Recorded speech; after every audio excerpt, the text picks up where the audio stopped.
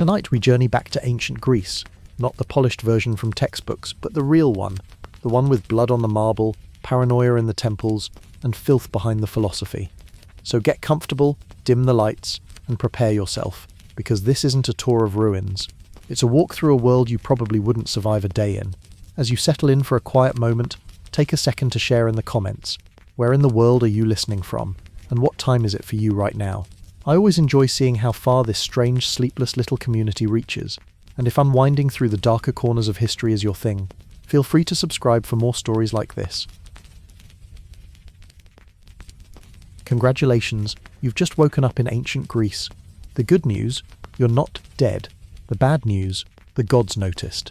Your bed, if you can call it that, is a wooden platform with a blanket stuffed full of straw, dust, and enough lice to host their own Olympic Games. There's no mattress, no pillow, and definitely no sense of comfort. You slept in your tunic, you haven't washed it in a month. It's crunchy.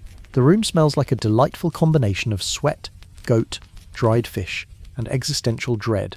Your nose itches. You scratch it. Something crawls. You pretend it didn't. That's your new morning routine. You blink awake to the sound of someone down the street screaming at Apollo. Not in prayer, in rage.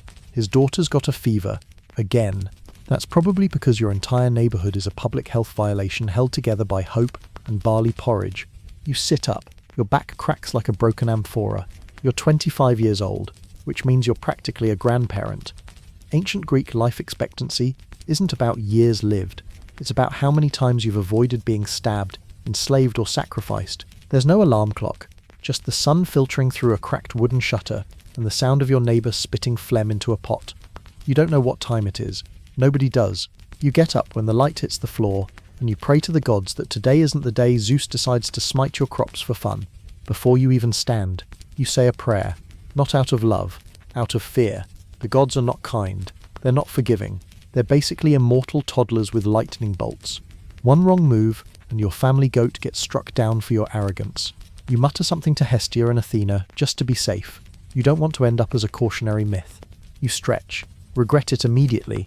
Your joints snap, your spine screams, and your hip might be dislocated. Again, no one cares. Your job today is the same as yesterday. Survive without offending a deity.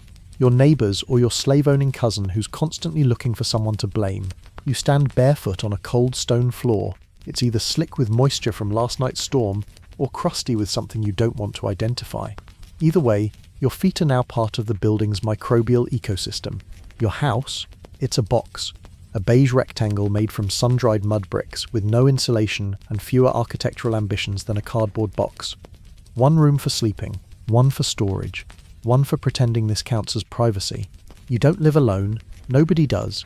You share your house with your parents, your siblings, your wife, her aunt's goat, and possibly a guy named Diodoros who just started sleeping in the corner and nobody's questioned it yet. It's a communal life.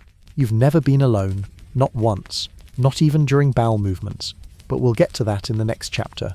Outside, the roosters are screaming. So are the women. Someone dropped a pot. Someone else is accusing her of blasphemy. You step outside to greet the morning air and are immediately hit with the smell of rot, olive oil, and burnt animal fat. You inhale deeply. Mistake. The agora is already rumbling. Somewhere in the distance, a philosopher is yelling about virtue. Somewhere else, a man is vomiting after drinking last night's undiluted wine like a barbarian. You don't have breakfast waiting. You don't have coffee. You don't have shoes. What you do have is a vague, constant anxiety that if you forget to burn incense today, Dionysus will make your cousin go mad and stab a donkey again. Oh, and you're probably late. Late for what? Doesn't matter. If you're a craftsman, there's a customer screaming outside your door. If you're a farmer, you missed the good spot in the field. If you're a servant, your master already hit you twice for oversleeping. If you're a woman, you're not even allowed out. So, you're up, you're underfed, you're paranoid, your gods hate you, and the fleas are back. And that, my friend, is a good day in ancient Greece. So you're awake. The gods haven't smited you yet. And now your body is politely suggesting that you need to relieve yourself. Unfortunately, this is ancient Greece, and polite suggestions quickly become urgent regrets. Let's start with the first problem. There are no toilets, no stalls, no doors, no seat warmers, no me time. You're not walking into a cozy bathroom to scroll social media for 10 minutes. You're walking into a stone-lined pit with strangers, possibly your father-in-law, and he's already making small talk. If you're lucky, and I mean lottery-level lucky, you live in a house with a shared courtyard and a crude ceramic chamber pot. That pot has been used by every member of your household and has not been cleaned since the last lunar eclipse. There are chunks in it. You don't know what they are. You don't ask. You crouch. You aim. You pray that nobody walks in, but they do anyway. Privacy? That's a modern luxury. You live in a society where public nudity is normal, but personal space is a myth. And what happens once you've done your business? Well, you wipe. Kind of. With what? You ask? Not toilet paper. That won't be invented for another 2,000 years. Instead, you grab a pesos, a small ceramic disc, sometimes a flat rock, smooth if you're lucky, jagged if you're not. You wipe with pottery. You are one bad scrape away from a rectal tragedy that will end with a priest blaming your suffering on hubris. Oh, and if you're really low status, like slave level, you might not even get the pesos. You're using leaves, or your hand, or nothing, which for the record is also what a lot of people used when they were in a hurry. And this is a city where people shake hands. Now what do you do with your used clay shard? You chuck it into a pit, into a street, out a window if you're feeling theatrical. See, most homes don't have plumbing. A few fancier ones have primitive drainage, but for the average person, you throw it out and yell, echo, Greek for look out, which of course, nobody hears in time. So yes, walking through Athens is an act of courage. At any moment, your life could be permanently altered by a high-velocity turd. Now, let's talk about public toilets. They exist. Kind of. They're long benches with holes in them, usually in a communal building near the agora. No stalls, no dividers, no shame. You sit shoulder to shoulder with other citizens, pants around your ankles, making eye contact with a guy yelling about Plato's theory of forms. He's also grunting. The floor is slick with runoff. The air smells like fermented goat. There are flies. So many flies. You have one job here. Don't slip. Because if you do, you're falling into a trench filled with humanity's worst decisions. And you think, at least I'll wash up afterward. Which brings us to problem 2, hygiene. Let's start with the good news. Soap exists. Kind of. It's not the lovely lavender-scented stuff you're imagining. It's a greasy grey paste made from animal fat and ashes. And guess what? Most people don't use it, because soap, like logic, is considered optional. The rich, they slather themselves in olive oil, then scrape it off with a metal blade called a strigil. That's their version of bathing. Rub on fat. Scrape off dirt. Hope for the best. You, however, are not rich. You are not getting a nice oil massage followed by a relaxing scrape down at the gymnasium. You're washing in cold rainwater from a leaky jar and hoping the lice don't notice. Baths? Maybe once a week, maybe once a month, maybe never, if your family thinks water is spiritually dangerous. Because here's a fun fact. Not everyone in ancient Greece believes bathing is healthy. Some believe it opens your pores and lets in bad air. Others just think the gods don't care if you smell like mildew and regret. Let's talk about your teeth. Actually, let's not, because they're already gone. There's no toothbrush, no floss. Some people chew on twigs or rub ashes on their gums.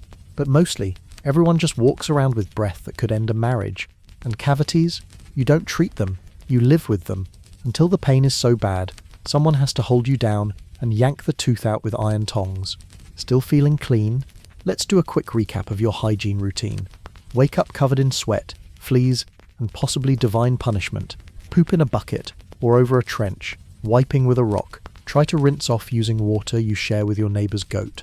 Scrape your skin with a dull piece of metal. Pray your rash isn't sacred. And remember, this is a city that invented democracy, geometry, and tragic theatre. But not hand soap, not breath mints, not deodorant.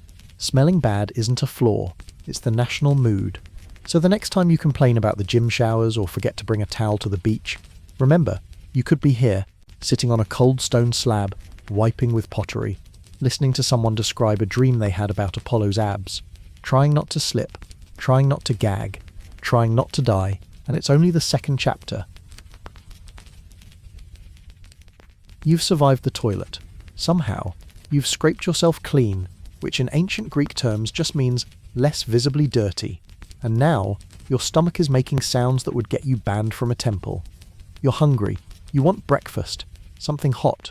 Something comforting. something that doesn't involve parasites or divine intervention. Sorry, this is ancient Greece. There is no comfort. There is only porridge.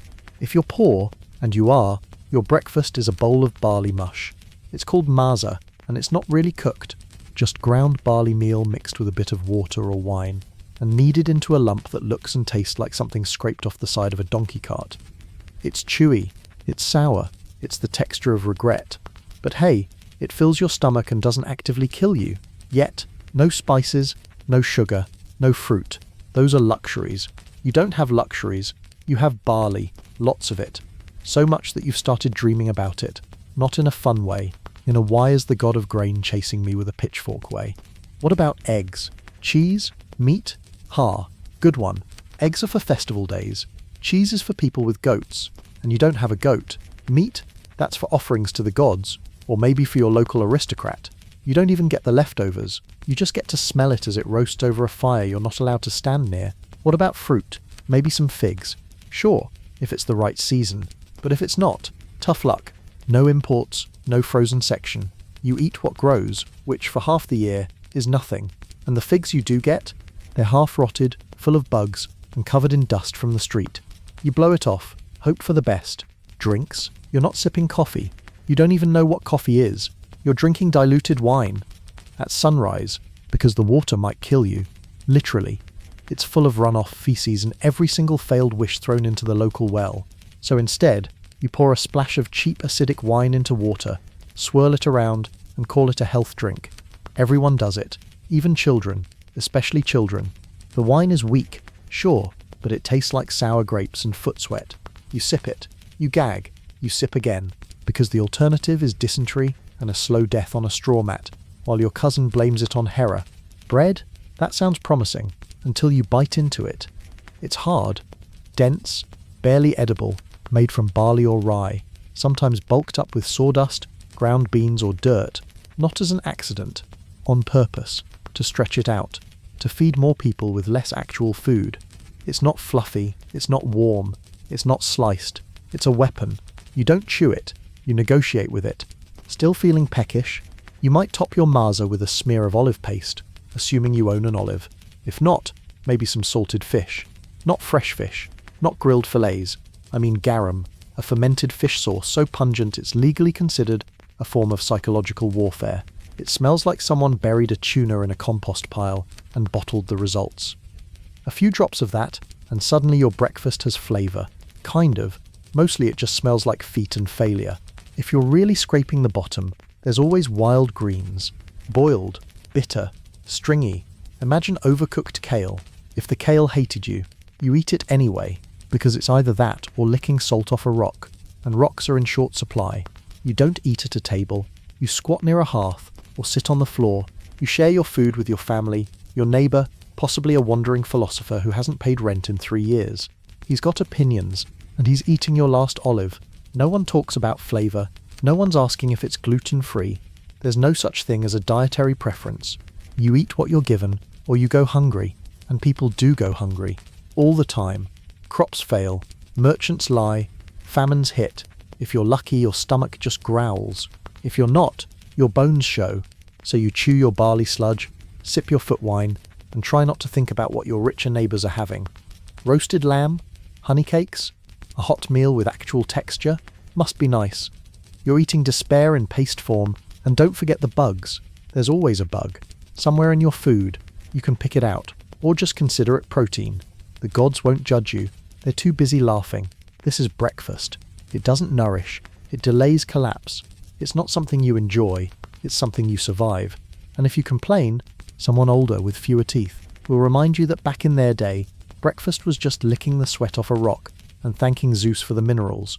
You finish your meal, your stomach is sort of full, your mouth tastes like stale bread and spoiled fish. You're ready to start your day, not because you feel energized, but because the next round of suffering won't wait. Ancient Greece doesn't care how you feel. Now get up, you've got work to do, and if you think it's going to be noble, intellectual labour, think again, but we'll get to that later. First, let's talk about what life is like if you're not you, if you're a woman. And spoiler, it's so much worse. Let's be clear, if you thought life in ancient Greece was bad as a man, Wait until you hear what it was like as a woman. If you woke up female in Athens, you don't start your day with chores or prayer. You start with one simple fact. You don't exist in public. Not as a voice. Not as a citizen. Not as a person with rights. You're property. Legally. Socially. Spiritually. Your job is to stay quiet, stay invisible, and stay indoors, forever. You were born into a world where your only career path is wife, mother, and professional shadow. You don't get to vote. You don't get to speak in the assembly. You don't attend philosophical debates, or learn geometry, or ask what the heck a monad is. You don't go to school. You learn how to weave, how to cook, how to kneel at the family altar, and how to avoid embarrassing your father, who can legally kill you, by the way, if he feels your behavior threatens the family's honor. Marriage. That's not your choice. You're betrothed somewhere between the ages of 12 and 14. Your husband is likely twice your age, maybe 3 times. You've never spoken to him before the wedding. You'll be expected to produce sons, immediately. Your body becomes a womb with feet, and if you don't produce a male heir, you're blamed. Not him. You. Because obviously it's the uterus that determines sex. That's the science level we're working with here. Your wedding isn't a celebration of love. It's a transaction. Your father gives you away like a prize goat, and your new husband takes legal ownership of your existence. There's no ceremony where you get to make a speech. There's just a ritual transfer of power. You move from one house to another, change your clothes, change your gods, change your cows, change your future. You say goodbye to your family, possibly forever, because from now on, you belong to the oikos, the household, of your husband. You are absorbed, swallowed, rewritten, and once you're married, you don't get a name. You're not Penelope or Daphne or Chloe. You're the wife of. In documents, in stories, even in tomb inscriptions, your identity is erased. You are known by your relationship to a man, your father, your husband, your son. You're a supporting character in your own biography, a background extra in a city that doesn't want you seen, heard, or acknowledged outside the home. So where are you all day? Inside. The women's quarters, the gyneconitis, a cramped room tucked in the back of the house, separate from where the men eat, talk, and live. You spend your life there. You spin wool. You grind grain. You manage slaves, if your family has them. You raise children. You gossip with other women, if you're lucky enough to see them, but you don't leave. Not without permission. Not without a male escort. And definitely not for anything fun. If you do step outside, maybe to fetch water or attend a funeral, you keep your eyes down. You speak to no one. You are veiled, covered, erased. And if a man speaks to you, you don't answer, because even a conversation with the wrong person can ruin your reputation, your marriage, and your life. One rumour, that's all it takes. A neighbour sees you talking to a fishmonger too long, and suddenly you're a whore in the eyes of the city, and there's no appeal process. Now let's talk education. You don't get one. You can't read. You can't write. You can't even sign your name. Your husband might recite Homer's Iliad while you're making dinner, but you're not allowed to comment on it. You can't engage with politics, art, or philosophy. You can't enter the gymnasium. You can't vote in the assembly. You can't even go to the theatre. The Acropolis might be visible from your rooftop, but you'll never climb it. That's not your world. Religion? Oh, you're involved, but only in very specific ways. You're allowed to perform domestic rituals, pray at the family hearth, and maybe participate in women's festivals like the Thesmophoria, where you basically pray for fertility, toss pig carcasses into pits, and thank Demeter for not cursing your uterus. But don't get too enthusiastic. If you show too much independence or gather in groups too often, men get nervous. And when men in ancient Greece get nervous, they call it impiety and start shouting about maintaining social order. Pregnancy? It's not a celebration. It's a risk. There's no prenatal care, no midwives with medical knowledge, no antiseptic. You give birth on a clay bench with nothing but pain and hope. If you die, and many do, your husband remarries in a week. If the baby is a girl, he might not even keep it. Because here's another horrifying truth. Infant exposure is normal. If your husband doesn't want the child, wrong gender, birth defect, bad timing, he can leave it outside to die, and no one will stop him. It's not murder, it's just practicality. And what about pleasure? Romance? Anything good? Don't make me laugh. Love is irrelevant. Your husband probably has a mistress, or a young boy, or both. And you? You're not even allowed to talk about desire. If you so much as make eye contact with the wrong man, you're slandered in comedy plays, painted on pottery as a cautionary tale, or worse, dragged into a trial where your own worth is debated like cattle prices. You don't own your children. You don't own your home. You can't inherit land. If your husband dies, you are sent back to your father's house like defective goods. If he divorces you, which he can do at any time, you're dumped with no money, no status, and a reputation in flames. And if you try to leave him, good luck. That makes you a threat to social order, a rogue element that needs to be punished or erased. Now, not every woman was trapped this way. Spartan women had more rights. They could own land, train their bodies, even speak in public. But that wasn't because Sparta valued women. It was because they needed strong baby makers for their war machine. And even then, it was just a different kind of control. Same cage, better lighting. So yes, welcome to womanhood in ancient Greece. You are unseen, you are unheard, you are unfree. Your life is dictated by men, your choices reduced to silence, and your worth measured in wombs and wool. The philosophers you've heard of, the plays you've read, the myths you admire, written by men, for men, about men. You are the ghost in the margins. You labour in silence, die in childbirth, and are remembered only if someone needs a moral lesson about modesty or disobedience. Still think you could handle a day in ancient Greece? Try doing it without a voice, a vote, or even your own name. Then we'll talk. So maybe you thought childhood in ancient Greece was filled with sunshine, olives, and learning from wise old philosophers in flowing robes. Adorable little toga-wearing geniuses discussing metaphysics and asking Socrates why the sky is blue. That's cute. Here's the truth. If you were a child in ancient Greece, your life was a constant audition to stay alive, and you could be cut from the cast at any moment. Let's start with the baby phase. You're born. Congratulations. That's step one. But don't celebrate just yet, because the moment you exit the womb, you're not handed to your mother. You're inspected. Your father picks you up, looks you over, and decides whether or not to keep you. That's not dramatic exaggeration. That's standard practice. Is the baby healthy? Male? Crying the right way? Not deformed? Great. You're in. You get to live. But if you're weak, sickly, born with a visible defect, or, let's be honest, a girl he didn't feel like raising that week, you're out. Literally. He takes you outside and leaves you on the ground. Exposure. No ceremony. No second opinion. Just placed on a hillside or in a potter's field. Left for animals or fate. Sometimes someone might rescue the child, usually to raise them as a slave. That's the happy ending. So let's assume you passed the audition. You're now an official human being. Sort of. For the first few years of your life, nobody even gives you a proper name. You're called baby, or little one, or maybe just it, because kids die. All the time. From fevers, diarrhea, teething infections, being dropped, being cursed, or just breathing in the same air as a sick neighbour. Infant mortality was so common that most families didn't emotionally invest until you were about 5. You are loved, sure, but cautiously, like a clay vase sitting too close to the edge of the table. And you? You're not playing with toys or building confidence. You're learning to be small, quiet, and useful. No tantrums, no whining, no gentle parenting. If you misbehave, you get hit. If you're sick, you get prayed over. If you survive both, you're one of the lucky ones. Around age 5 or 6, you start to take on tasks. Boys help with farming, fishing, animal care. Girls learn to weave, cook, carry water, and not speak unless directly addressed. Your toys, if you're lucky, are sticks, pebbles, maybe a terracotta doll or a carved animal figure. But play isn't encouraged. It's tolerated. Childhood is not a sacred time. It's a training montage for adulthood. A very short montage. And you're doing it barefoot, probably lice-infested, and already coughing up phlegm from the neighbourhood's open sewer system. Now here's where it really splits. If you're a girl, your path is already set. You're being raised to marry, birth children, and disappear behind a wall. By the time you hit 12 or 13, you're considered marriage material.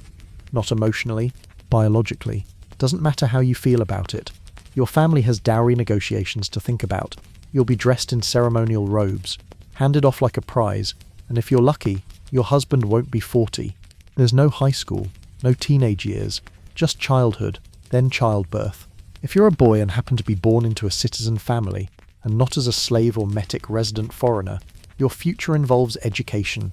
Sort of. If your family has money, and if they care, you'll go to a local school, probably taught by a semi-literate older man in a dusty room, where you'll memorize epic poetry, learn basic arithmetic, and maybe do some wrestling. If you're really lucky, you'll get a tutor who teaches you letters and music. If not, you're just reciting Homer while your classmates punch each other with olive oil slicked fists. And if you're poor, no school, no scrolls, no Plato, you go straight into labour. You're hauling water, sweeping temple floors, begging in the marketplace, or working a loom until your fingers bleed. Your education is pain management.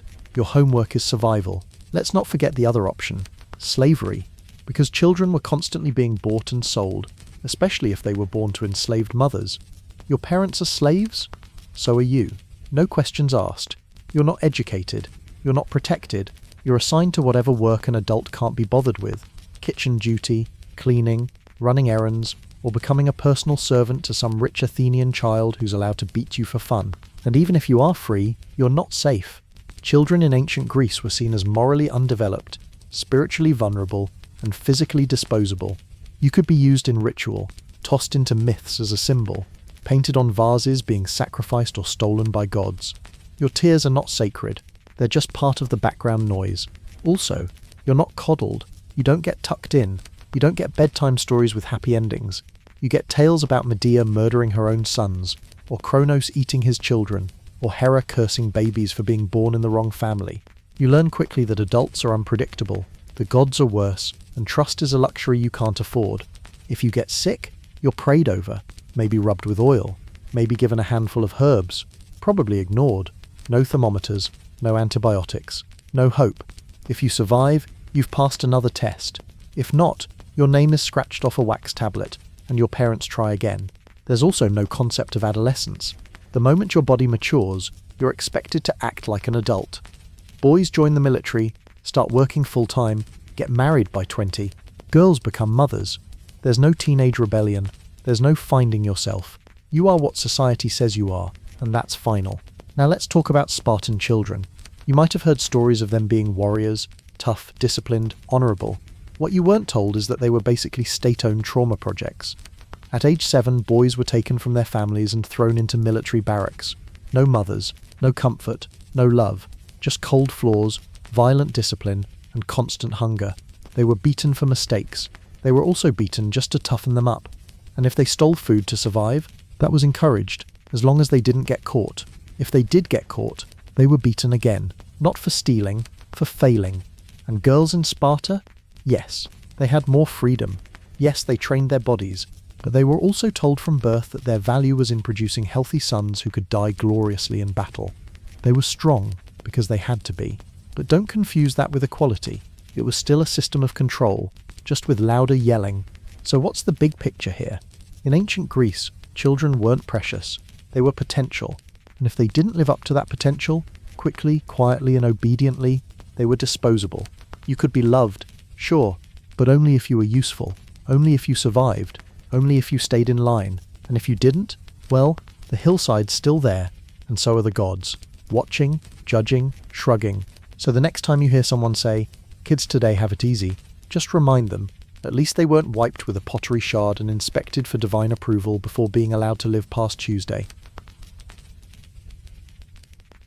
If you were feeling sorry for yourself before, itchy tunic, fermented breakfast, gods constantly threatening divine punishment, allow us to introduce someone lower than you, much lower, the person who actually made your food, who cleaned your home, who walked behind you carrying your stuff while you complained about back pain from sitting too long. That person was a slave, and in ancient Greece they were everywhere. No, really, everywhere. Slavery wasn't some dark secret. It wasn't hidden behind locked doors or whispered about in shame. It was the foundation of society, the engine of the economy, the unpaid, unacknowledged, utterly disposable fuel that made Greek civilization look civilized. Athens, the birthplace of democracy, was powered by people who didn't get to vote, speak, or leave. For every free citizen lounging in the agora, there were 3 to 4 enslaved people doing everything else: farming, mining, tutoring, cooking, cleaning, building, carrying, dying. And you probably own one, maybe 2 if you're middle class. Not because you're rich, because that's just what people do. Owning a human being is as normal as owning a tunic. No one questions it. No one thinks it's wrong. You were born into it. You were told it's natural, and you believe it. So where do slaves come from? Everywhere. Some are prisoners of war. Others are captured by pirates. Some are abandoned children taken off the streets and sold. Some are born into slavery. Their parents were slaves, so they are too. It's hereditary misery. If you're lucky, you're sold into a household where your owner isn't actively cruel. If you're not, you end up in a silver mine. Let's talk about the mines. Imagine working underground. No light, no fresh air, no rest. You are chained. Not metaphorically, literally, shackled at the ankle. You hammer out silver ore in narrow tunnels that barely fit your body. You're covered in dust. You're coughing constantly. You eat once a day. Maybe. You sleep in a pile of straw. You die young. Nobody cares. They just replace you. And if you're a woman, congratulations. You get to work above ground. Sorting ore. Carrying buckets. Breeding. Sometimes both at once. You're not a person. You're equipment. But maybe you're not in a mine. Maybe you're in a house. That's better, right? It depends.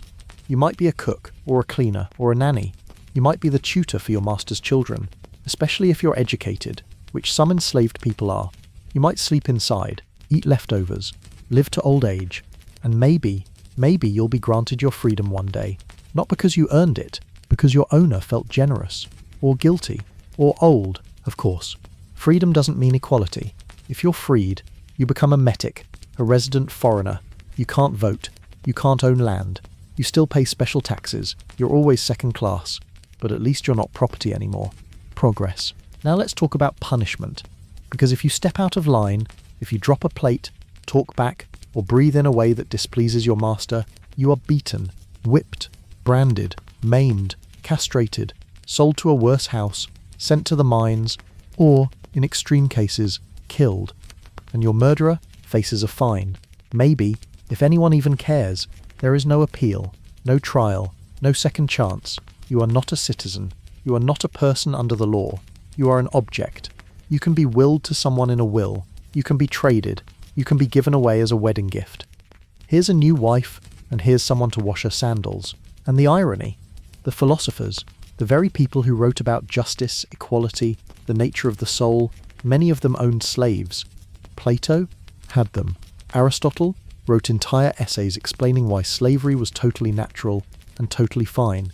His logic? Some people are just born to be ruled, born with inferior souls, born to serve, which is exactly what you'd expect from a man who probably never cleaned his own latrine. There were no abolition movements, no rallies, no one holding signs in the agora saying end human bondage.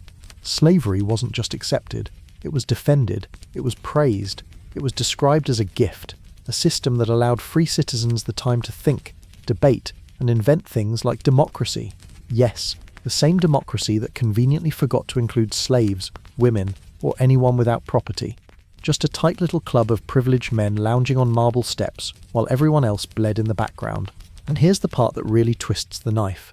Many enslaved people were smarter, stronger, more educated, more capable than their masters. But none of that mattered. Their status was fixed. Their worth was invisible. They could save a family from starvation and still be whipped for standing up straight. They could raise a man's children and be sold when those children turned 12. They could die with a whisper and be buried without a name. So what does that mean for you, the average free citizen? It means your comfort, your food, your clean floor, your philosophical afternoon walk, all of it is built on someone else's suffering, someone you pass in the courtyard without looking at, someone who sleeps on the cold dirt outside while you dream of Olympic glory and argue about who gets to sacrifice a goat this week. Slavery wasn't a bug in the system. It was the system. The world you lived in only worked because someone else was forced to carry the weight of it for you. And the truth is, you didn't even think about it. You didn't have to. And if you're thinking, well, at least we don't do that anymore, think harder. But for now, back in ancient Greece, you finish your breakfast, you put down your wine cup, you wipe your hands on a linen cloth that someone else washed by hand. You step outside into the morning sun and nod to the man holding your satchel. He nods back. He doesn't speak. He's not allowed to. He's already 10 steps behind you. And you keep walking. Like the world is fair, like the gods are just, like you built any of this yourself. Welcome to democracy, brought to you by slavery. Let's talk about the gymnasium. And just to be clear, this is not the gym you're picturing. There are no yoga mats, no mirrors, no playlists, no Instagram influencers doing squats in matching spandex. The ancient Greek gymnasium is where you go to train your body, your mind, and possibly get stared at by older men while you're completely naked. Because here, working out means stripping down and trying not to make eye contact. The word gymnasium literally comes from the Greek gymnos, meaning naked. That's the entire concept. You train nude, always, no exceptions, no loincloth, no towel, just you, your birthday suit, and the judgment of a dozen leathery elders who think your footwork is sloppy. And you're not in some private fitness club. You're in a public open-air space with stone walls, dirt floors, and absolutely zero shame. The sun's beating down, the dust is kicking up, everyone smells like unwashed olives and pride, and you're expected to look graceful while wrestling another oiled-up guy on a bed of gravel. Yes, oiled. Before any athletic activity, Greek men cover themselves in olive oil. It's supposed to protect the skin, but mostly it makes everyone look like they're prepping for a meat market photo shoot. You lather up with a thick coat, then roll in dust to improve grip, so now you're sticky, slippery, and coated in earth like a badly seasoned roast. Then you stretch, then you grapple, then you get punched in the face by a man who thinks he's Achilles reincarnated. The exercises themselves aren't bad. Running, jumping, discus, wrestling, javelin, but you're doing them under the constant gaze of philosophers, poets, and older aristocrats pretending to be there for the intellectual environment. Some of them are definitely not, and there's no changing room, no deodorant, no water cooler, no personal trainer yelling motivational slogans. There's just a guy named Theron who smells like pickled onions and thinks push-ups are for cowards. And if you're a boy, a real boy, meaning underage and hairless, the situation gets worse, because this isn't just a gym, it's a social hub, a place where older men mentor younger boys. Sometimes that means teaching rhetoric or ethics. Sometimes that means staring too long while handing out compliments. The line between education and predation is blurry, and in some circles completely erased. The system is called pederasty, and it's not a fringe custom, it's built into the elite social fabric. Older men, often married, form relationships with teenage boys, offering guidance, gifts, and character development. In return, they expect admiration, loyalty, physical affection. Everyone knows it happens. Everyone looks the other way. It's painted on pottery. It's written about in love poems. It's joked about in plays. If you're a boy in the gymnasium, you're not just training your body. You're learning how to survive a culture that romanticizes being preyed upon. You can't say no. You don't have the language. You don't have the power. You're told it's honorable. It's sacred. It's a rite of passage. But mostly, it's just grooming dressed up in philosophy. And if you're a poor boy hoping to rise socially, sometimes it's the only path you're given. And while all of this is happening, women are nowhere to be seen. The gymnasium is for men, exclusively, always. Women don't train. Women don't enter. Women don't even walk past the outer walls unless they want to be accused of indecency. Their bodies are kept hidden, their strength ignored, their entire existence cut out of the physical culture. If you're a woman and want to exercise, too bad. Try lifting an amphora while cooking for 14 people, and maybe, just maybe, you'll develop some tone in your forearms, but you'll never be praised for it. Now, if you're wealthy, the gymnasium is more than just a place to sweat. It's a status symbol. You go there to socialize, to network, to recite Homer dramatically while holding a discus, to drop philosophical hot takes between wrestling matches. It's where future politicians strut and flex and pretend they're warriors of Sparta. They're not. They're just rich kids with good hair and enough money to not work for a living. After training, there's the cleansing ritual. You don't shower. You don't bathe. You scrape. You take a curved metal tool called a strigil, and you drag it down your oiled dust-caked skin like you're peeling off a layer of grime-flavoured frosting. It's gross. It smells. It never really works. But everyone does it, so you do too. Then you head to the baths, not to get clean, but to soak in shared human soup with 20 other men who just finished doing burpees in the dirt. In theory, the gymnasium is about virtue, cultivating strength, discipline, harmony between body and mind. In practice, it's a sweaty, slippery playground for the elite, laced with power games, social hierarchy, and a deeply normalized culture of inappropriate mentorship. If you're poor, you might not even be allowed in. If you're foreign, you're definitely not.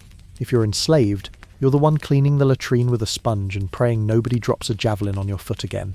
And yet the gymnasium is held up as a symbol of Greek greatness, a model for modern athletics, a golden standard of physical excellence, which is fascinating because at any given moment, it smells like fermented onions and regret. You leave covered in bruises, sunburn, oil residue, and a philosophical question about whether your mentor just winked at you. The answer is yes. Yes, he did. Welcome to the gym. Wipe your feet, strip down, hope for the best. You've survived the gymnasium. You've wiped the olive oil off your thighs, avoided unsolicited mentorship, and now you're walking into the heart of Athenian society, the agora, the big marketplace, the public square, the place where ideas are born, reputations are shredded, and democracy puts on its most unhinged theatre mask. Because Athens didn't just invent voting, it invented voting with vibes. You imagine it's noble, scrolls and statues, men in togas debating justice under the sun. What you get is something closer to a live-action comment section. Loud, petty, emotional, and armed with rocks. Everyone's shouting about grain prices, military decisions, someone's cheating wife, a guy who sneezed too loud during a sacrifice. You don't just speak your mind here, you weaponize it. The louder you are, the more democratic you seem. Logic is optional, personal attacks are encouraged, and if you make a point that's too clever, the crowd assumes you're tricking them. This is the ecclesia, the assembly. In theory, any male citizen over the age of 20 can speak. In practice, it's a verbal mosh pit, where charisma beats facts, and the best speaker is often just the most theatrical. You want to pass a law? Convince the mob. You want to exile someone? Convince the mob. You want to go to war because a guy from Corinth insulted your beard? Guess what? Convince the mob. And the mob is not stable. They cheer for you 1 week, and vote to banish you the next. Because that's a real thing in Athens. Ostracism. Once a year, everyone gets together, writes down the name of someone they find annoying, threatening, or too successful, and if your name shows up enough, you're kicked out of the city. For 10 years. No trial, no defense, just poof, gone. And if you try to sneak back early, you're executed. That's how Athens kept things balanced. Too popular? Bye. Too rich? Bye. Too good at winning arguments? That sounds like tyranny. Better throw him in exile before he builds a statue or something. Ostracism was like democracy's kill switch. And the best part? They wrote your name on broken pottery shards. Literal trash. That's what your legacy is decided with. But maybe you're not a politician. Maybe you're just a guy trying to buy some onions. Good luck, because the agora isn't just a civic centre, it's a chaos pit. There's food, sure, olives, fish, bread, dried figs that look suspiciously like rat droppings. But there's also every hustler, performer, pickpocket, philosopher, scam priest, and failed playwright, looking to offload his new cure for impotence made of crushed beetles and old wine. You can't walk 10 steps without being pitched a new god, a new play, or a new brand of sandals made from the skin of a goat that died peacefully in its sleep. Probably. And if you speak with an accent, or you're poor, or your beard isn't quite up to regulation length, prepare to be mocked. Athenians are equal opportunity bullies. They'll insult your face, your mother, your city, and your sandals, and they'll do it in rhyme with a crowd while passing vendors offer snacks. This is the birthplace of free speech, and everyone uses it like a weapon. And then there are the courts, because in Athens, any citizen can bring a lawsuit against anyone for anything. You don't like your neighbour's tree? Sue him. Someone borrowed your donkey and it came back sad? Lawsuit. You think your ex-business partner worships the wrong god? That's impiety. That's a trial. That's possibly execution. The juries? They're enormous. Sometimes 500 men, sometimes over 1,000. No judges, just regular citizens with no training, no consistency, and absolutely no chill. They vote with little bronze discs and wild emotions. Trials last 1 day. You have no lawyer. You make your own speech. If you stutter, too bad. If you cry, it better be convincing. One guy once accused another of sorcery for carving letters into a fish. Another was charged with blasphemy for saying the moon wasn't a god but a rock. They executed him. Because apparently, lunar geology was punishable by death. The penalty system? Totally normal. Fines, public floggings, loss of citizenship, death by hemlock. Whatever keeps the mob entertained and the gods unoffended. But remember, this is the most celebrated democracy in history. People today still write books about how enlightened it was. Meanwhile, in actual Athens, you're walking through a market where last week's orator is this week's outcast, and a failed sausage vendor just got elected general because he gave a funny speech and promised cheaper olives. And if you think you're safe because you keep your head down, think again. You can be implicated in a case by association.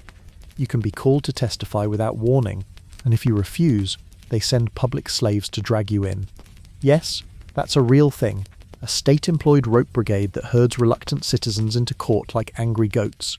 So you go, you show up, you shout, you clap when someone insults a Theban, you cheer when someone accuses a rival of being too Persian.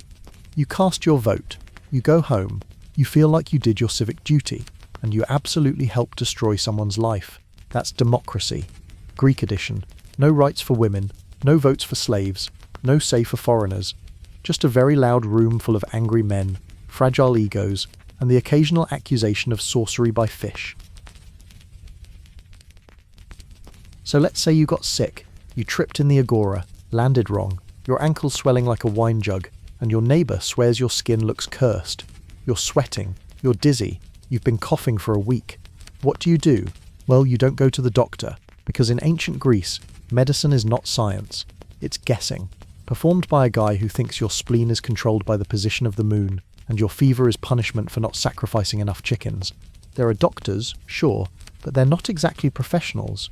The average physician is a man with a beard, a stick, and an extremely confident opinion. Some studied under Hippocrates, the so-called father of modern medicine, who at least tried to write things down and act like diseases had natural causes. Most, however, operate on a mixture of folk remedies, divine whispers, and the medical equivalent of just winging it. You walk into a clinic, which is just a small room behind someone's house, and the doctor immediately starts talking about your humours. There are 4: blood, phlegm, yellow bile, and black bile. Your health is a delicate soup of these elements. Too much of one? You're doomed. Your foot hurts? That's too much black bile. You're sad? That's black bile too. You're hot and sweaty? Must be blood. You're sluggish and gross? Phlegm. The solution? Balance the soup. And how do we do that? Bloodletting. Of course. Step 1. Let's drain you. The doctor takes a knife. No sterilization, no gloves, no warning, and opens a vein. Into a bowl. Maybe he uses a leech. Maybe he just cuts your arm and says a prayer. Either way, you're now weaker and still sick. If that doesn't work, the next option is purging. Drink this herbal sludge. It'll make you vomit and/or soil yourself uncontrollably. Is it helping? Who knows? But at least something's happening. Still sick? Time for compresses. They slap clay on your chest, burn herbs under your bed, tie garlic to your ankle. Someone says you should bury a rooster under the full moon and sleep with fennel in your mouth. Is that real advice? Doesn't matter. You're desperate, and the doctor keeps nodding like this is all perfectly rational. Your fever spikes. You hallucinate. You whisper, "Please help me," to a god who's too busy watching a javelin contest. If you're rich, maybe you get a slightly better experience. A personal doctor, private prayers, a sacred bath in a temple to Asclepius, the god of healing. You lie on a stone slab, covered in oils, surrounded by incense and chanting priests. You fall asleep hoping for a divine dream that tells you what's wrong. If you dream of snakes, congratulations, you're cured, or bitten. Interpretations vary. Snakes are sacred, by the way. Temple snakes slither across the floor, sometimes across your face. That's normal. That's healing. That's medicine. If you're poor, you get nothing. You sweat it out. You chew bark. You ask the local wise woman for a potion made of donkey urine and crushed fig seeds. You go to the temple and cry, or you just lie in bed and wait to die while your neighbours try to remember if they ever lent you anything worth retrieving. Infection, untreatable, fever, try a cold compress and hope for divine mercy. Broken bones, set by hand with wooden splints and silent screaming. Surgery, rare, dangerous, usually fatal. No anesthesia, no antiseptic, no understanding of germs. If they cut into you, you're probably not coming back. And if you do, it'll be with an infection that spreads from your shoulder to your lungs before you can finish reciting your own name. Toothache? Good luck. There are no dentists, just pliers.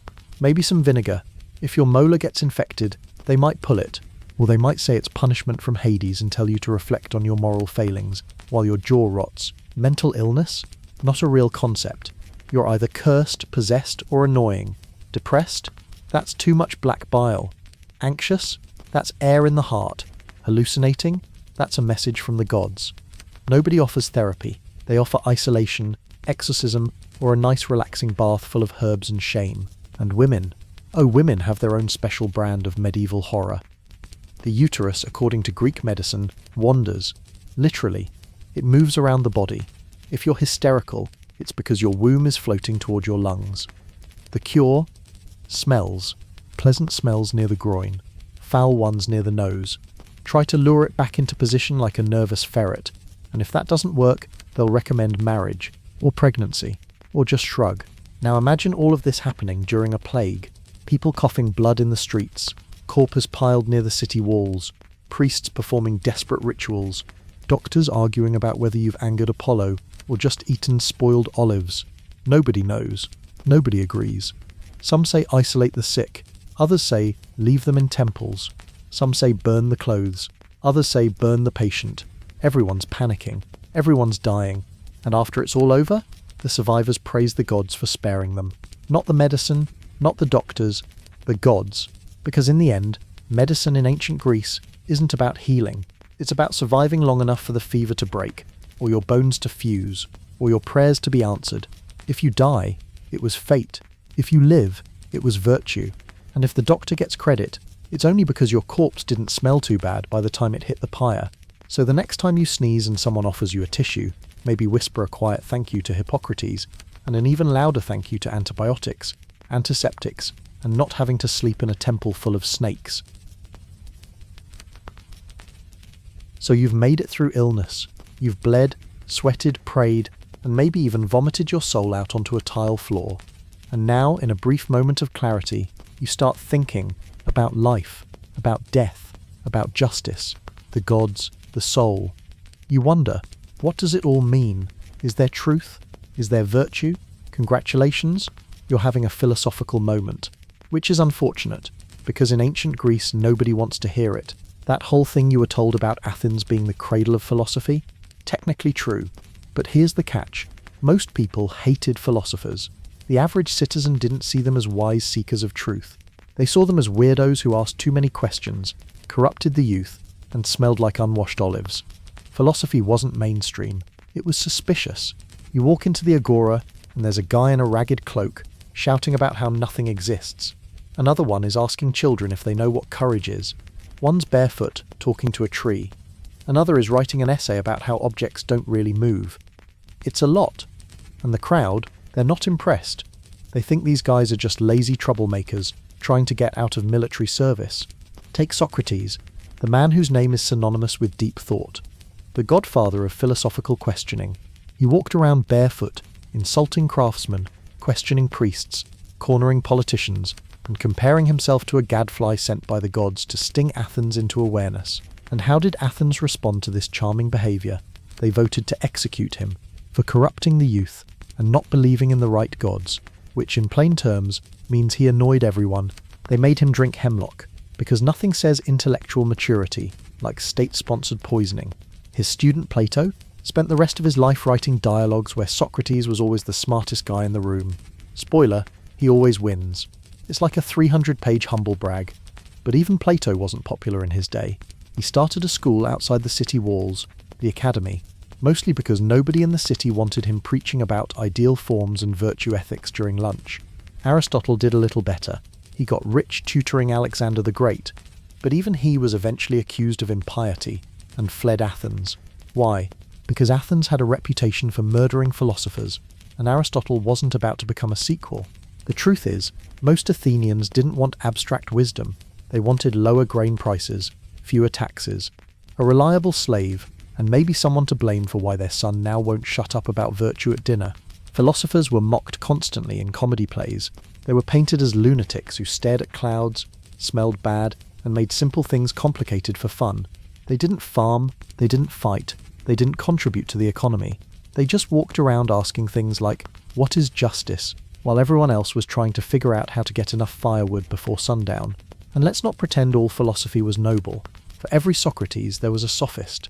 Sophists were professional arguers who charged money to teach you how to win debates, regardless of truth. Think ancient Greek debate club crossed with a scam artist. Want to convince a jury you're innocent, even if you're not? Hire a sophist. Want to prove that up is down and pigs can fly if you redefine the terms properly? They've got you covered. To many Athenians, all philosophy looked like that. Word games, arrogance, disrespect for tradition. A bunch of smug men in robes who didn't believe in the gods and kept corrupting teenagers with new ideas. And in a society that valued tradition, structure, and constant sacrifices to avoid being smitten by Zeus, new ideas weren't charming. They were dangerous. The kind of dangerous that gets you thrown out of town. Or worse, forced to stand trial in front of 500 angry men who think you're why their kids now question oracles. Even when philosophy tried to help, it was treated like a nuisance. Stoics told people to endure pain with dignity. Cynics rejected wealth and lived in barrels. Epicureans said pleasure was the highest good, which everyone misunderstood as, let's get drunk and eat cheese forever. Nobody read the fine print. They just rolled their eyes. And yet philosophy survived, not because it was loved, but because a few stubborn maniacs refused to stop talking. They founded schools. They argued. They wrote scrolls. They were exiled, mocked, occasionally executed, and somehow, miraculously, remembered. But in their own time, they were mostly seen as eccentric nuisances. The guys your mom warned you about. The ones muttering about mortality while everyone else is trying to buy fish. The ones who turn a simple question about weather into a 10-minute lecture on the difference between appearance and reality. So if you think you'd walk into ancient Athens and be welcomed as a thoughtful, curious soul for quoting Plato, don't kid yourself. You'd be pelted with olives, accused of blasphemy, and told to shut up before someone calls the magistrate. You've made it this far without being exiled, executed, or bled dry by a doctor with goat breath. Impressive, but don't get comfortable, because in ancient Greece, one of the most popular pastimes, right after sports, sacrifices, and randomly declaring war on neighbors, is humiliation. Public, loud, unavoidable, and hilarious for everyone else. Let's start with the basics. Athens loves democracy, sure, but it really loves spectacle, and nothing gets the crowd going like watching someone's reputation get torn apart in real time. You didn't pay taxes, you're on a list. You lied during a trial, you'll be fined, flogged, or maybe declared atomos, stripped of your citizenship and treated like a public embarrassment. Your name posted for all to see. Your rights, gone. Your dignity, that was the opening act. And you don't need to commit a crime, just be unpopular. Maybe you're too rich, too clever, too foreign. Maybe someone just doesn't like your face. Congratulations, the mob is now your judge, jury, and heckling squad. They might vote to fine you, banish you, or put your statue in the square with something anatomically humiliating carved into it. But why stop there when you can add comedy? Let's talk about theatre, and not the tragic kind with noble heroes crying in the rain. We're talking old comedy, satirical, obscene, and written specifically to mock real people. That's right, you sit down at the Dionysia festival, and the chorus starts singing about your failed business, your bad haircut, or the time you tripped during a sacrifice. They name names, they point fingers, they make fart jokes. Everyone laughs, especially the kids. No one is safe, not generals, not poets, not philosophers. Socrates gets roasted in the clouds by Aristophanes as a babbling fool who corrupts boys and stares at the sky. Politicians are drawn as pigs. Women are shown as sex-obsessed monsters. Slaves, buffoons, gods, drunk idiots with erectile problems. It's not subtle, it's not respectful, it's not even really fiction. It's just ancient Greek stand-up comedy, performed in masks and robes with full civic approval. And this wasn't optional. Attendance at these festivals was considered a civic duty. You had to go. It was subsidized by the state. You were expected to show up and laugh at your neighbors getting metaphorically pantsed in front of 15,000 people. Because nothing says civic virtue like watching your priest being portrayed as a flatulent goat molester. You think cancel culture is a modern thing? In Athens, if the crowd doesn't like you, you're not just cancelled, you're ostracized, banished from the city, sometimes killed. And if you're lucky, just endlessly mocked until your family changes its last name and moves to Corinth. Even lawsuits became theatre. You had to speak for yourself. No lawyer, just you, a nervous scroll, and a jury of hundreds. If you cried too much, weak. If you didn't cry at all, sociopath. If you messed up your speech, the crowd heckled, out loud, while you tried to argue that no, you didn't steal those sacred figs, and yes, you do respect Zeus, even though you might have said otherwise during a wine party. And if you lost the trial, the penalty wasn't just a fine. Sometimes it was ritual humiliation, wearing ridiculous clothes in public, cleaning temple floors with your bare hands, standing in the agora while children throw things at you. Not hard things, usually, sometimes fruit, sometimes pebbles, occasionally, insults that sting worse than stones. Religious festivals brought more of this, drunken parades where phallus statues were carried through town, and people sang songs about who in the village was secretly terrible at sex. It wasn't optional. The songs were written in advance. The targets were known. You were expected to laugh along, or pretend to. Even in death, the humiliation didn't always end. If you died unpopular, your name could be erased from inscriptions, your statue torn down, your grave vandalized, your reputation condemned by decree. Athens didn't believe in resting in peace. It believed in remembering who was annoying and making sure their grandkids knew it. Public shaming wasn't a bug in the system. It was the system. It kept people in line. If the threat of exile didn't scare you, the thought of being mocked in a comedy play while your mother watched usually did the trick. It was democracy through laughter, reputation as currency, and the court of public opinion had unlimited seating and no sense of mercy. You could be a war hero on Monday and a butt of jokes by Friday, and the more power you had, the more the crowd loved watching you fall, because in Athens the line between applause and ridicule was razor thin, and the mob always brings a knife. Let's say you've managed to survive long enough without being exiled, enslaved or publicly roasted in a play, and now it's time to settle down, start a family, maybe even fall in love. Unfortunately, this is ancient Greece, and marriage has absolutely nothing to do with love. Marriage is a transaction, a contract, a business merger between families. Your feelings are not part of the equation. You don't date, you don't flirt, you don't see how it goes. You are assigned, negotiated, swapped like livestock, often alongside livestock. If you're a man, you get married in your late 20s or early 30s. Why so late? Because the expectation is that you've built up enough stability, a house, a job, some wealth, maybe a few slaves, so you can afford a wife. Not as a partner, as a manager, someone to bear your children, handle the household, and stay out of public life. Your wife doesn't accompany you to parties. She doesn't go to the theatre. She doesn't walk with you to the agora. She lives in the back room, and her job is to not be seen. And her age? 12, maybe 13, 14 if you're feeling progressive. The age gap is massive, normal, expected. You're in your 30s. She's barely out of childhood. There's no courtship, no romantic proposal. You don't get down on one knee. You sit down with her father and agree on a dowry, money, land or goods that she brings into the marriage. The more she brings, the better her chances of being treated well, or at least not tossed aside immediately. The wedding itself is a brief ceremony, somewhere between a family dinner and a livestock auction. There's some wine, some prayers, a procession.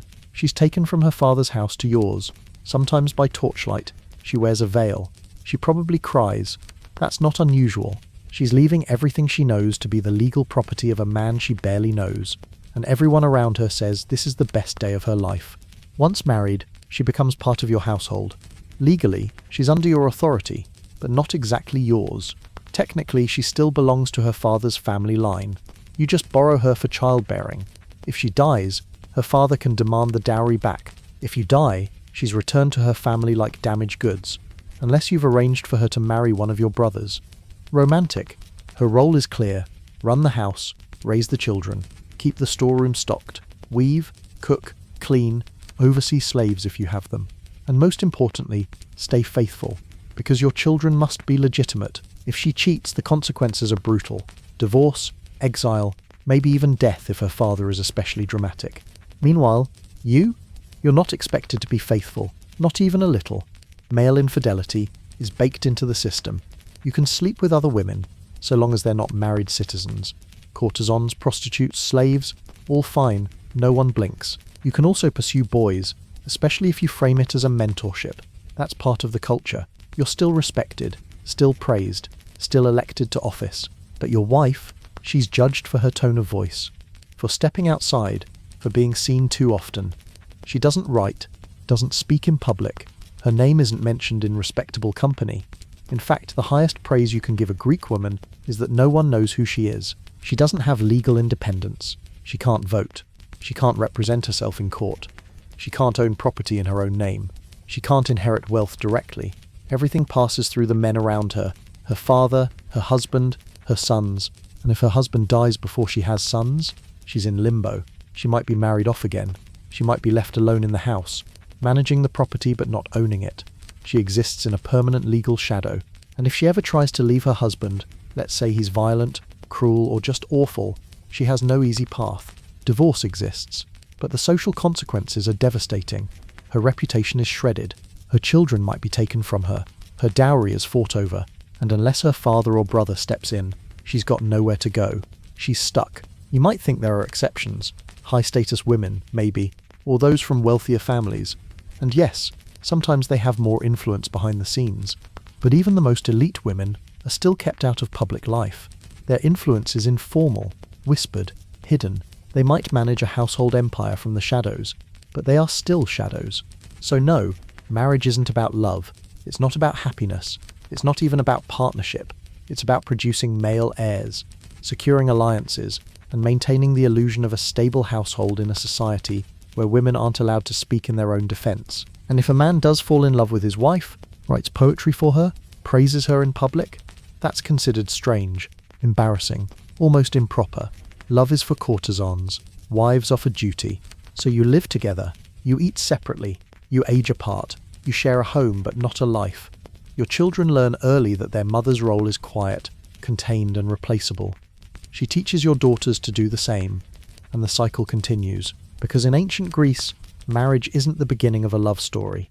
It's the end of a woman's story. If you're imagining sex in ancient Greece as some kind of romantic marble-carved poetry in motion, stop. That image you have of passionate encounters under moonlight between two consenting equals, that's fantasy.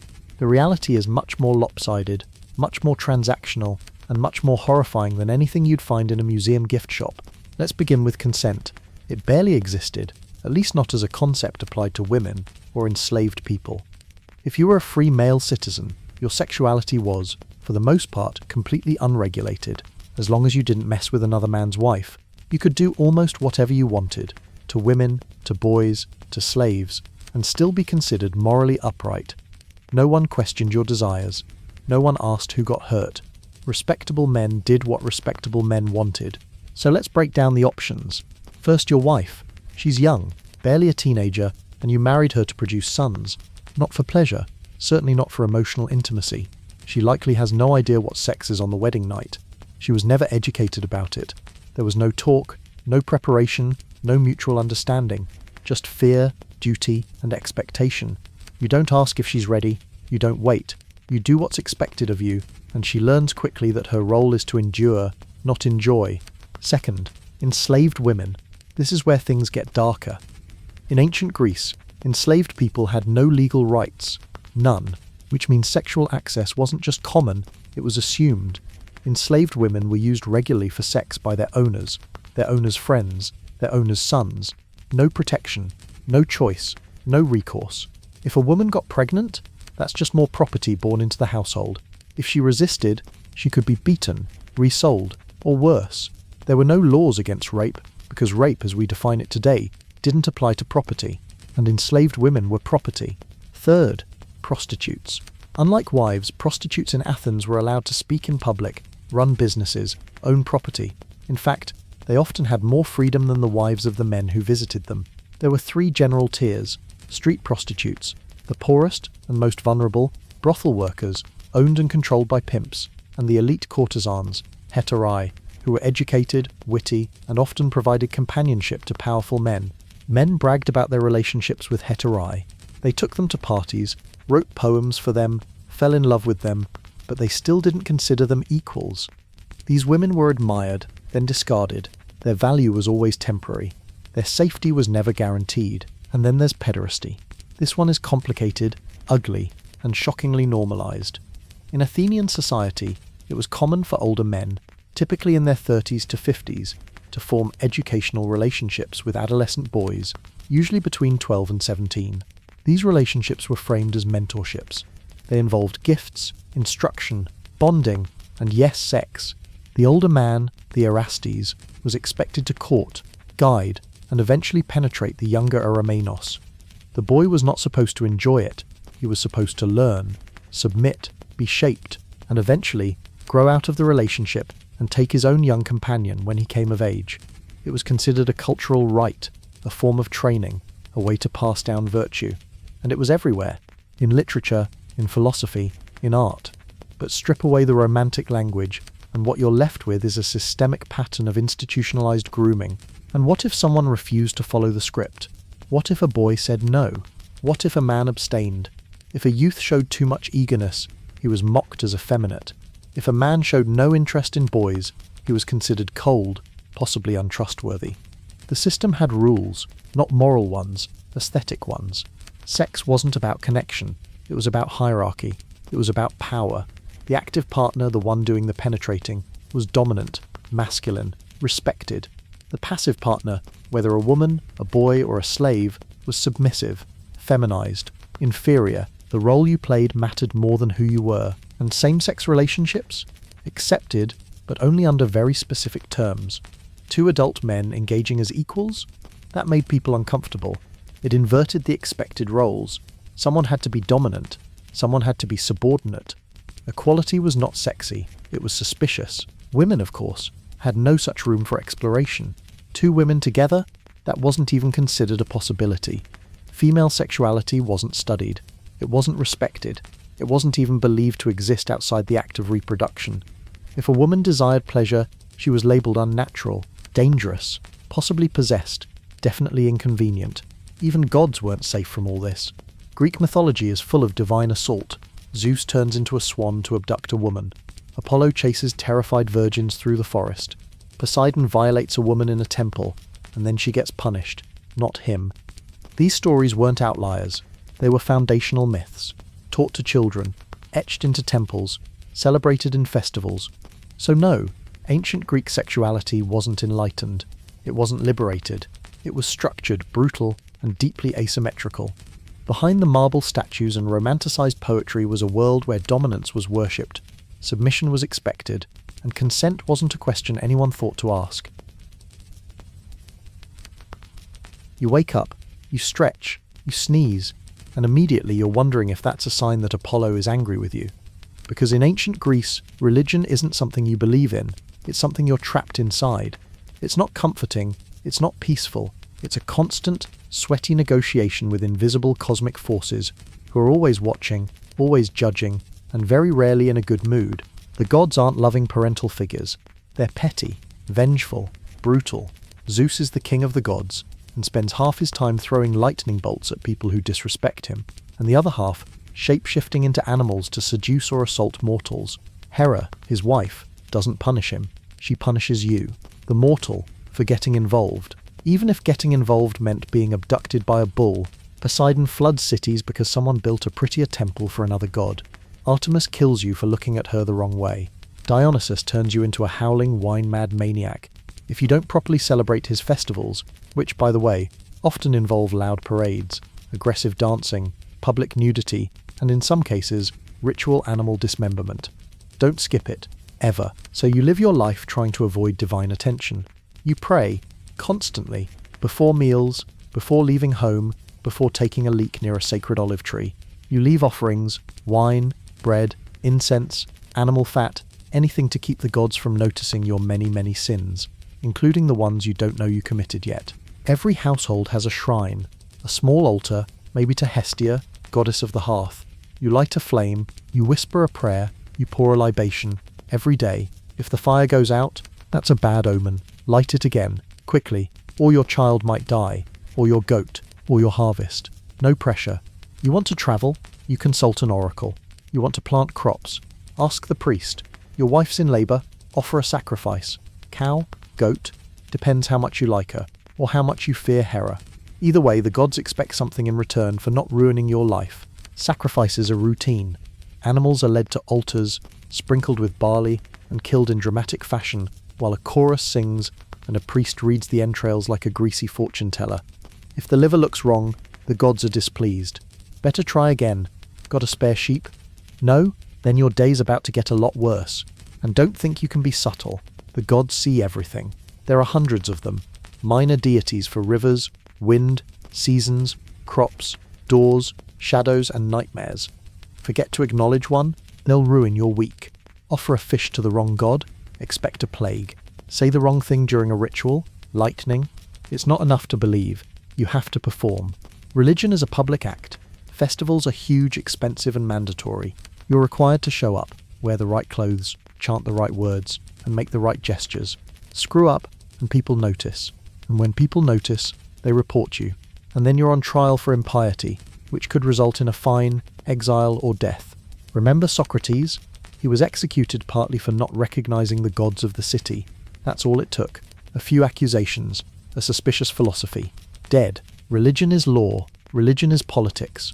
Religion is the air you breathe, and that air is thick with smoke from the sacrifices and the constant low-level panic that maybe, just maybe, you forgot to honor some obscure river nymph who now wants to make your crops rot and your cows miscarry. Even temples aren't comforting. They're grand. Yes, towering columns, ornate carvings, huge statues, but they're not for you. They're for the gods. You're not welcome to stroll around inside. You don't kneel in silence. You stand outside, watch the priests, leave your offerings, hope you're doing it right. Gods don't forgive. They retaliate. They hold grudges. Entire generations get cursed because one ancestor made a bad joke during a sacrifice. Your family line could be doomed for centuries because your grandfather laughed during the wrong festival. You can't fix it. You can only try to appease it. Forever. And let's not forget omens. Birds flying the wrong way? Bad. A dog howls at night? Very bad. Your wife dreams of blood? Sacrifice something now. Your neighbor coughs near your front door? Purify the threshold with salt, sulfur, and a quick prayer to Hecate before the spirits sneak in and poison your firstborn. Religion isn't faith. It's survival. You don't worship because you love the gods. You worship because you're terrified of what they'll do if you don't. So yes, ancient Greece gave us democracy, philosophy, mathematics and architecture. But it also gave us a religious system that operated more like a celestial mafia, always watching, always expecting tribute, and always ready to burn your life to the ground if you step even slightly out of line. You think you know Sparta. You've seen the movies, leather loincloths, abs you could grate cheese on, men shouting in slow motion while kicking each other into bottomless pits. But real Sparta wasn't a gym commercial with swords. It was a militarized trauma factory where empathy went to die, and childhood was just the first phase of military training. Sparta wasn't like other Greek city-states. It didn't care about art, philosophy, or democracy. It cared about one thing, creating perfect soldiers. And by perfect, we mean completely obedient, physically brutal, emotionally numb, and ready to kill without blinking. The entire society was structured around this goal. Every law, every ritual, every mealtime, every child. Let's start with how you enter the world. You're born. The elders examine you, naked, screaming, wrinkled. They're not looking for cuteness. They're looking for defects. If you're weak, sickly, malformed, or just not Spartan enough, they throw you off a cliff. That's not a metaphor. It's an actual cliff, called apotheti, the deposits. You don't get to grow up, you get to become a footnote. If you pass inspection, congrats, you've been accepted into the most emotionally detached, state-run boot camp ever designed. At age 7, you were taken from your family and placed in the agoge, the Spartan training system. No hugs, no comfort, no goodbyes. You now belong to the state. Your new home is a dormitory with other boys, run by older teens and adult overseers, whose job is to toughen you up using fear, hunger, and beatings. You don't just train, you're starved, on purpose. The idea is that hunger builds toughness. If you want more food, you have to steal it. And if you get caught stealing, you're not punished for the theft, you're punished for getting caught. The lesson? Be cunning. Be ruthless. Never show weakness. If someone cries, they're mocked. If someone hesitates, they're hit. If someone fails, they're humiliated publicly until they stop failing or stop breathing. And education? You learn some reading, a little poetry, just enough to follow orders and recite state propaganda. Philosophy is banned. Questioning is dangerous. Obedience is sacred. Your body is trained harder than your brain, because the state doesn't want thinkers, it wants weapons. If you're caught breaking the rules, you're flogged. Sometimes as punishment, sometimes as a public ritual. During the festival of Artemis Orthia, teenage boys are whipped in front of an audience to see who can endure the most pain without making a sound. Some die. The crowd applauds. The priest blesses the survivors. The state nods in approval. At age 12, you're expected to sleep outdoors, wear the same cloak year-round, and bathe only on rare occasions. Hygiene isn't a concern. Hardening you is. You go barefoot. You sleep on a mat of reeds. You fight daily, bleed weekly, and if you complain, you're labelled weak and shunned. The worst thing you can be in Sparta is soft. Around age 20, you officially become a soldier, a full-time warrior in the Spartan army. But your life doesn't get more comfortable. You eat all your meals in military mess halls. You live in barracks. You're not allowed to live at home with your wife until age 30, and even then, only if you've proven your loyalty and bravery. Speaking of wives, Spartan marriage is just as weird as everything else. Weddings are performed in secret. The bride shaves her head and dresses like a boy. The groom sneaks in during the night, consummates the marriage, and sneaks back out before dawn to return to the barracks. That's considered romantic. Masculinity is everything. Domestic life is weakness. Now let's talk about how Spartans treated people who weren't Spartans. Because beneath all this discipline and order is a constant stream of systemic violence.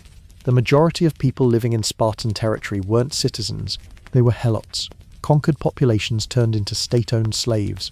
The helots did all the farming, crafting, and heavy lifting so that Spartan men could spend their entire lives training for war, and the Spartans were terrified of them, because the helots outnumbered the citizens by as much as 10 to 1. So what did the Spartans do to control them?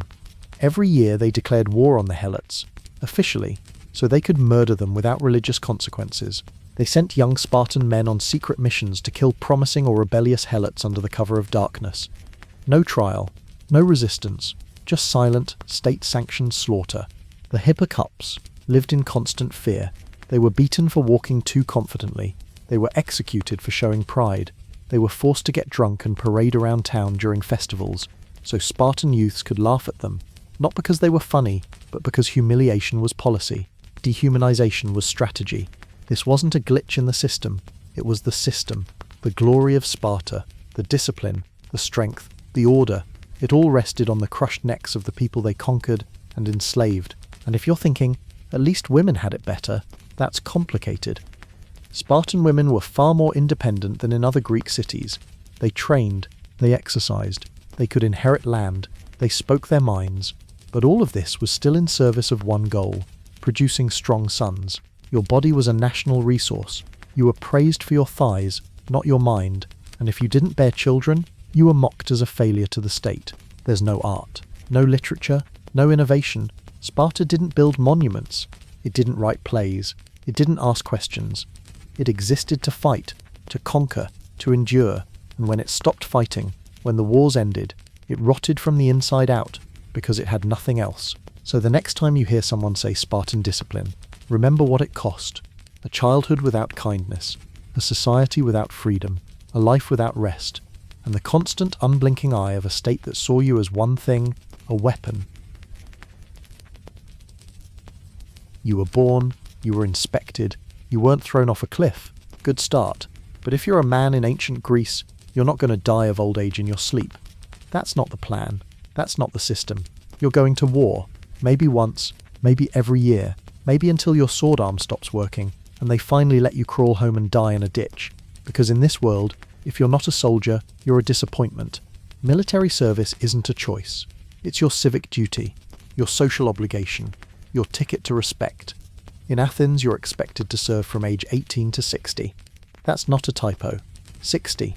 You're limping, you're wheezing, your knee hasn't bent properly since the last harvest. Doesn't matter. Grab a spear, Grandpa. The Persians are back. And it's not like you're a trained assassin. You're a farmer with a sword. Your armor, heavy, awkward, expensive. You had to pay for it yourself. If you're poor, you get a spear and hope you die before anyone notices your helmet is made of painted wood. If you're rich, congrats, you get to ride a horse and die slightly higher off the ground. When war comes, it's not subtle. It doesn't creep in. It marches toward you in sandals. It announces itself with trumpets and banners, and a bunch of guys yelling about honor while clenching spears like they know how to use them. You gather in tight formation, the phalanx, shield locked to shield, body pressed against body, sweat dripping, feet slipping, fear rising. You can't see, you can't run, you can only move forward, and then it's a wall of spears, a mass of bodies, screaming, shoving. Someone gets stabbed, someone slips, you're hit, you fall, you get trampled by the guy behind you who has no idea you were ever alive. That's the glory of hoplite warfare.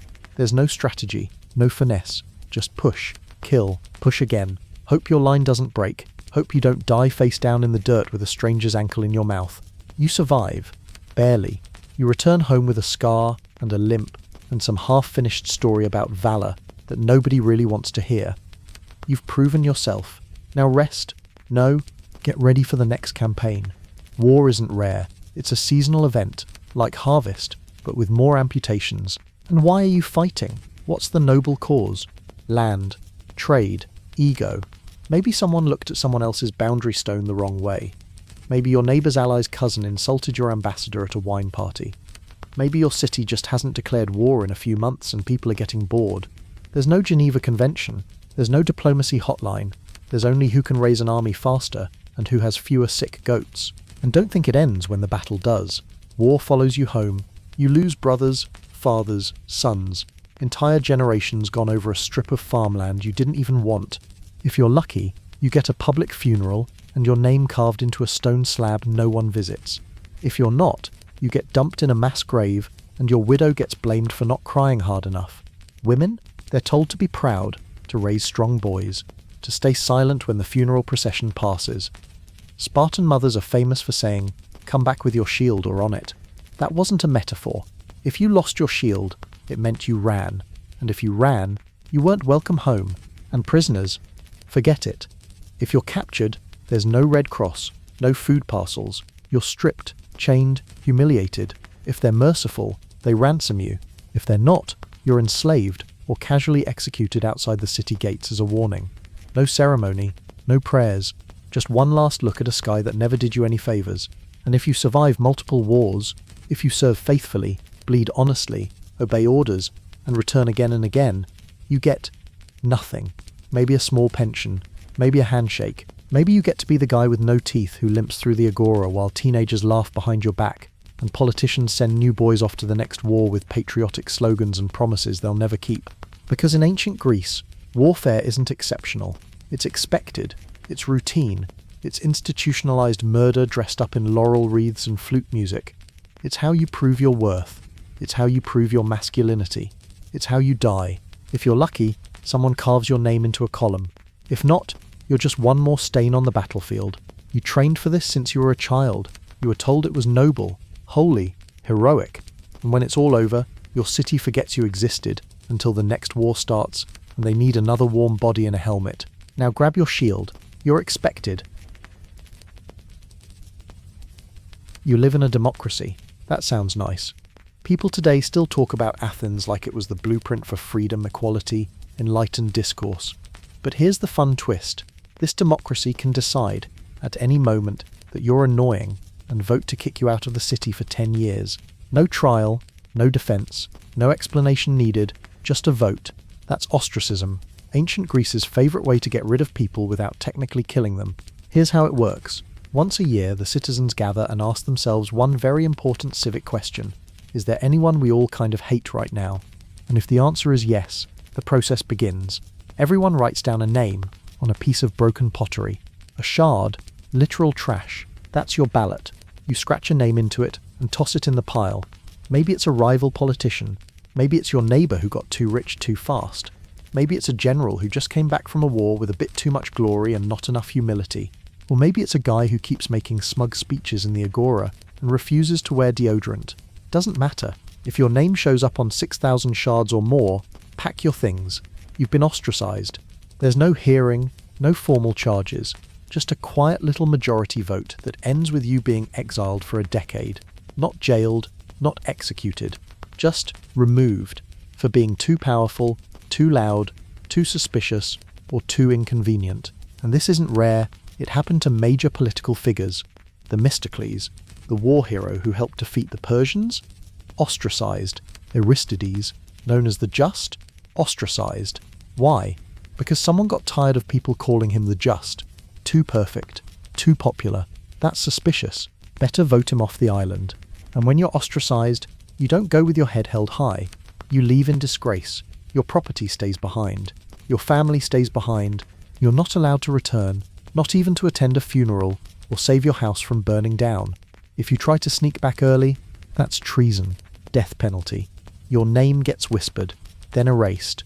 You're remembered as someone who flew too close to the democratic sun. And your enemies, they hold your seat. They smile. They thank the system for protecting the people from whatever vaguely defined threat you were supposedly becoming. And don't think it was limited to tyrants or actual criminals. Ostracism wasn't about justice.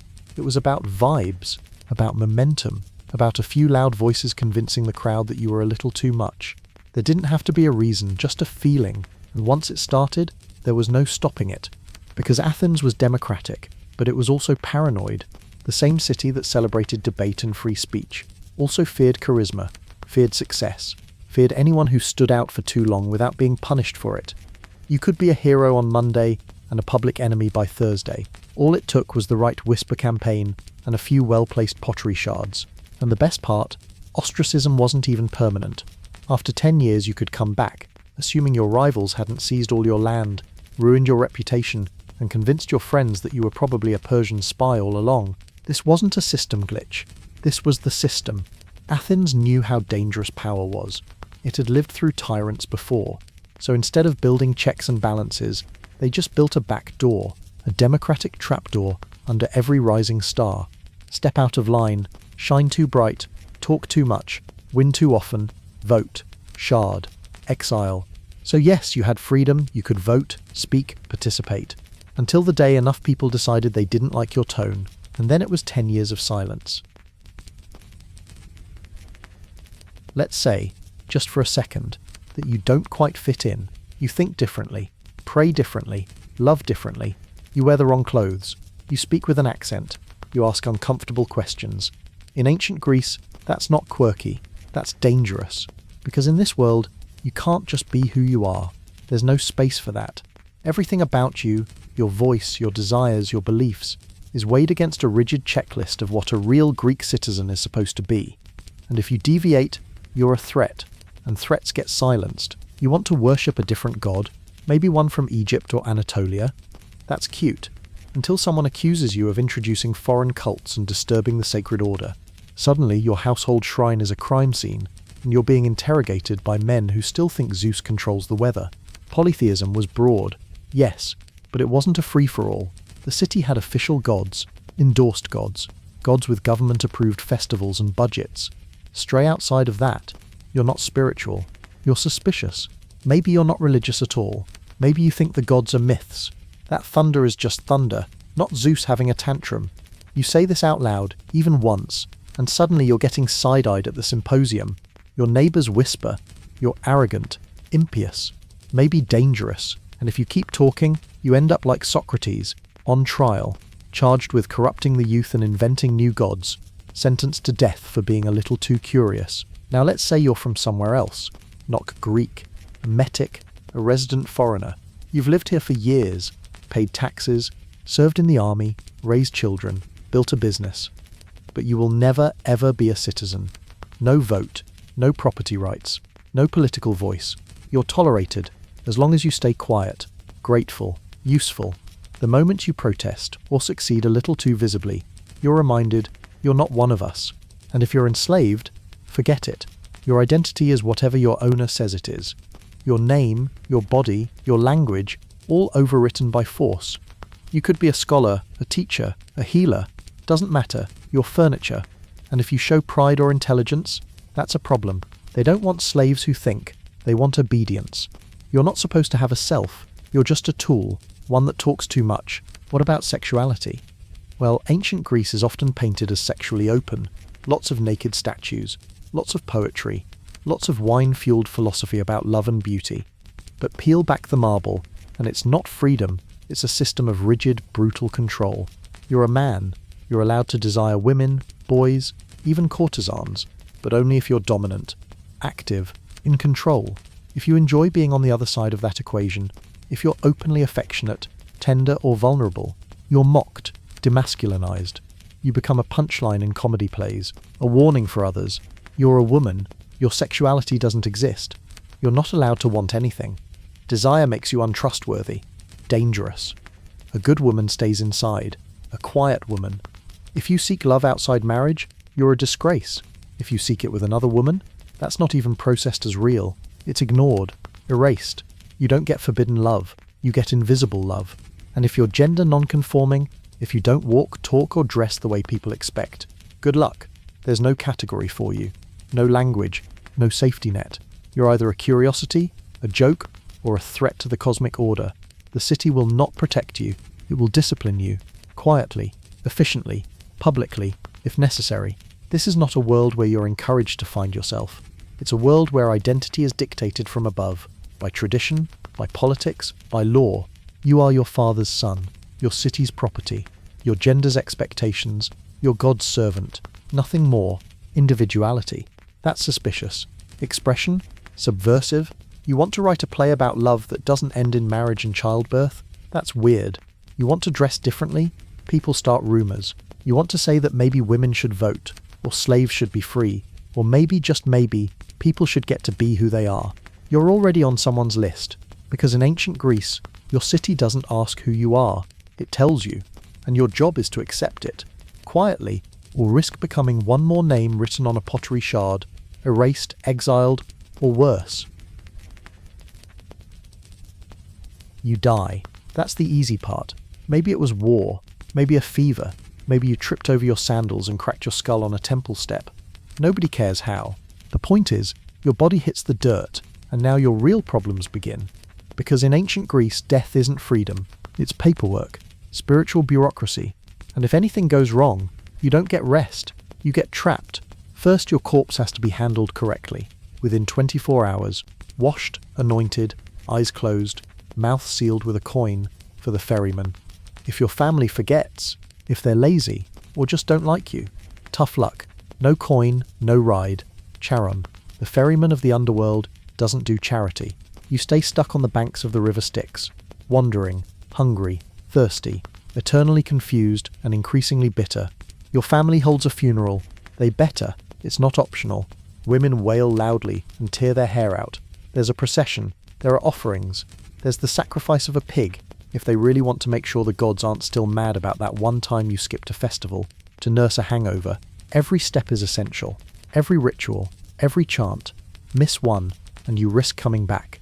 Yes, coming back as a ghost, a restless one. The Greeks were terrified of the dead, especially the improperly buried ones. That's why even enemies were sometimes given quick burials in war. Because no one, and we mean no one, wants to be haunted by an angry, disrespected corpse with nothing left to lose. And let's say everything goes according to plan. You're buried, you're mourned, you paid the ferryman, you reach the underworld. Finally peace? No. Now comes the judgment. 3 judges, Minos, Rhadamanthus, and Aeacus, sit at the gates. They examine your life, not your intentions, your actions. Did you live with honor? Obey the gods? Fulfill your duties? Did you spill blood unjustly? Cheat? Lie? Forget to sacrifice to your ancestors? Congratulations. If you pass, you're sent to the Asphodel Meadows, a grey, neutral, dusty plain of eternal mediocrity. No joy, no torment, just existing. Forever. If you were a hero, maybe you make it to the Elysian Fields. That's the VIP section. Lush grass, fresh air, eternal ease. But very few get in. Achilles? Hercules? Sure, you? Not likely. Elysium is for the chosen few, not for people who spent most of their life stealing olives and yelling at their slaves. And if you failed, welcome to Tartarus. Not hell. Worse. A pit of eternal punishment reserved for the wicked and the arrogant. This is where Sisyphus rolls his boulder, where Tantalus stands forever thirsty, where Ixion spins on a wheel of fire. The punishments are poetic, sadistic, and never-ending. And the worst part? They're all cautionary tales, told to you while you're still alive, to keep you scared, to keep you obedient. Death is not a release. It's an exam you can't study for, and can't retake. And the underworld? It's not made for humans. It's made for order, for obedience, for reminding the living that the gods are always watching, even after your bones have turned to dust. And the fear of the dead? Constant. That's why there were festivals, like the Anthesteria, dedicated to appeasing ghosts. Doors were smeared with pitch. People chewed special herbs. Prayers were said to keep spirits in their place, because if one came back, they might possess your home, ruin your crops, curse your children, or just rattle around muttering about unfinished business until you gave them proper burial rites. Being remembered mattered. If your name faded, your soul weakened. You didn't just want to die, you wanted a legacy, a song, a stone, something that said, I was here. Because if no one remembered you, you didn't just disappear, you unraveled. So yes, you're dead, but don't relax. The real work is just beginning. So this is it, the famous golden age you've seen carved into marble and smeared across history books like it was some kind of utopia. The birthplace of democracy, the wellspring of philosophy, the glowing start of Western civilization. It was also a place where children were disposable, slaves were infrastructure, women were invisible, doctors were guessing, gods were paranoid narcissists, and public humiliation was a crowd pleaser, where love wasn't part of marriage, where sex was a hierarchy, where war was an annual ritual, where your identity, your voice, your beliefs, your preferences had a very specific box to fit into, and if you didn't contort yourself to match it, goodbye. Or worse, hello public trial. Yes, they built temples, they carved statues, they argued about virtue in the square, and then they voted to kill the guy who asked too many questions. Yes, they wrote epics, they discovered geometry, they pondered the soul, and then they abandoned sick babies on mountainsides because they were imperfect. They believed in freedom. For some, they valued reason when it didn't challenge tradition. They praised the individual, until that individual became a threat. And through all of this, you were expected to keep up, to conform, to survive, in sandals, without soap, while avoiding war, disease, bad omens, political rivals, aggressive comedians, and lightning bolts from the sky. Because ancient Greece wasn't designed for comfort, or safety, or individuality. It was designed for survival, for performance, for appearances. You weren't a person, you were a role. So could you last a day here? Maybe. If you were male, native-born, physically perfect, obedient, lucky, quiet, and very, very good at pretending you're not terrified of everything. But if you slip up, if you speak out, if you love the wrong person, ask the wrong question, forget the wrong offering, or just get too popular too fast, they won't burn you at the stake. That's medieval. They'll just hand you a pottery shard with your name on it and tell you to start walking. And that's where we'll leave you, barefoot, paranoid, half-starved, and glancing nervously at the sky in case Zeus is in a mood. Thanks for surviving this far. You've made it through the golden age that wasn't so golden. Until next time, sleep tight and maybe leave a coin under your pillow, just in case Charon comes early. Good night.